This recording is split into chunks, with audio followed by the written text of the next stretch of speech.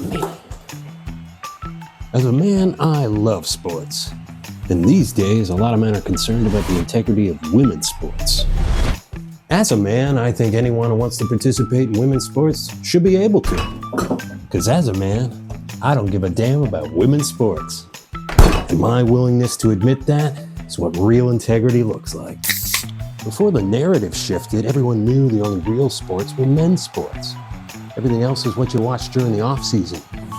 And like a one-night stand with your ex, it left you feeling hollow and ashamed.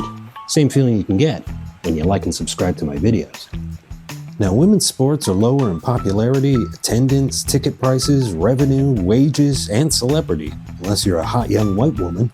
Back in my day, even the women knew men's sports were the real sports. That's why they were always trying to get into them. And then, after decades of indifference, all these guys come out of the closet to proclaim their passion for the integrity and fairness of this crap? I don't get it.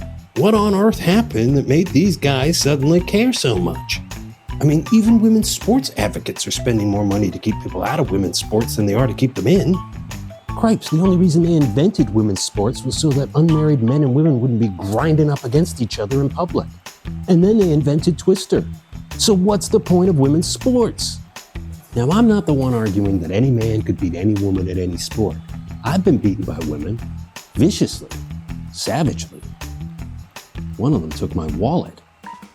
I guess if we really cared about fairness, competition would be based on the physical attributes required for the sport, not the physical attributes of the athlete's genitalia. Unless fucking's the sport. Sweden has taken a bold step by recognizing sex as a recreational activity and even registering it as a sport.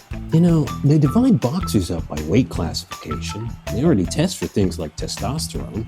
It's almost like if you really cared about fairness, you would put those sorts of ideas together and just have the best of the best competing against each other, irregardless of gender. Then you wouldn't need to call it men's sports or women's sports. You could call it what it's always been. Good sports and sports that suck. But what do you think?